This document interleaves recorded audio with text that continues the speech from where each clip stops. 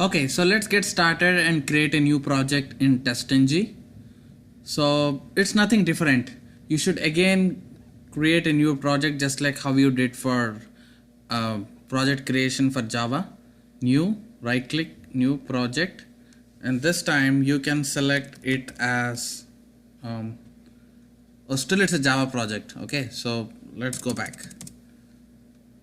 Java project, click next, and then you can give any name. It's up to you. So I'm just giving as a TestNG tutorial so that you will have a clear understanding when you download it in your machine. You can find it very quickly, right? If I give proper name, cool. So you can just click now. So right now we have TestNG tutorial project. Now I'll go inside and I'll create one new package. Oops, what happened? Right click, new package, and let's name it as a test package. It's up to you if you want to create package or not, or you can directly create Java class files by right clicking on source folder. So I am just writing all my Java class files in this test package. That's all. So all this we have done in our previous lectures, right? When we are working on automating the things. New class. Okay, this is like basics, or what I can say, class 1 or day 1, something like that. Okay, so here if you carefully observe, if you want to run and compile your tests in Java, you need this public static void main. Okay, till last lecture we have used this. So if you click on this and say finish, that means your test will run on Java compiler because of this public static void main. So now TestNG can act as a Java compiler for you. Okay, so if you can incorporate TestNG framework and TestNG library into your test cases, so you need not depend upon Java compiler. So TestNG itself act as a Java compiler and execute all your test cases. Okay, so let me remove this. Without this you cannot compile and run any Java program. If you want, you can try out. Okay, so if you want to simply execute one step like system.out.println, so if you do outside of this public static void main, it will not work because you need this main method in Java to execute.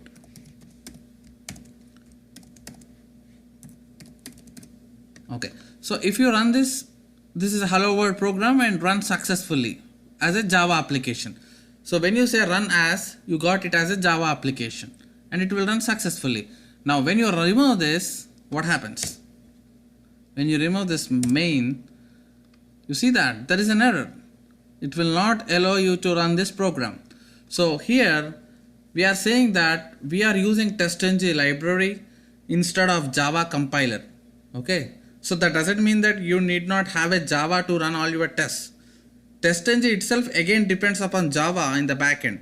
Okay, so still you need Java, but from front end you need not write all those Java things. So very simple way to execute this from TestNG is, create one method first. So TestNG needs all its test steps execution in a method, okay, in one kind of a function. So this is my simple method. I'll write it here, public void demo. Okay, this is a method which has a public access modifier and void is a return type. So in this method, if you write this step, right, so you have defined this step in this particular method, and now if you execute, it still will not run. So because you need not still given enough information for TestNG to run this. This is a test, isn't it? So we will write some code inside it. We will write some of our automation code inside it, the method, and you have to give @test.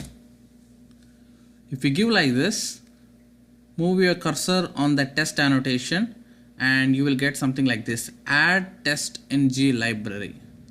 Select this and then move your cursor again.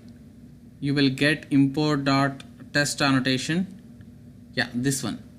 Import TestNG annotation test. Okay, test is one of the annotation in TestNG library which will recognize the method which immediately followed after this annotation as a test case. Okay, when you write this test, whatever the method follows after this test annotation will be treated as a test case by TestNG. Okay, and it runs that program even if you don't provide public static void main. Okay, let's see this. Right click, run as, and now you see here. Earlier, when there is public static void main, you should always have run as Java application.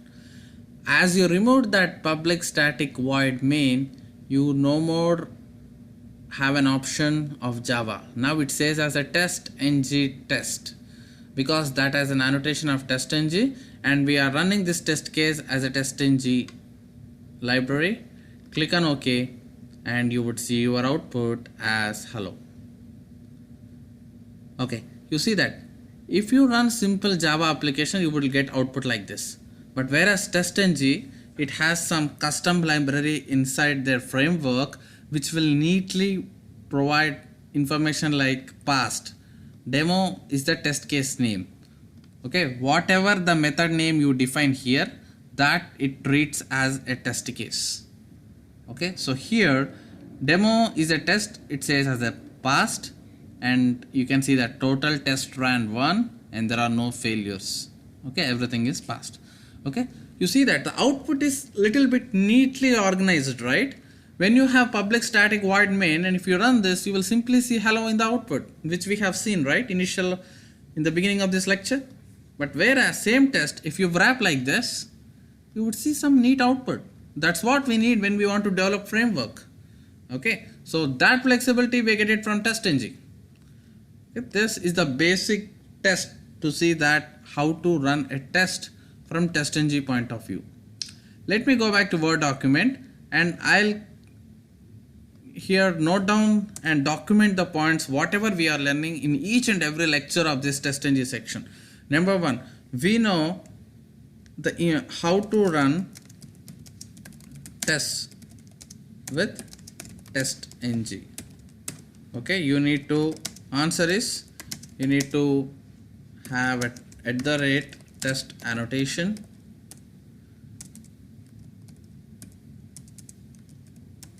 followed by method. Cool.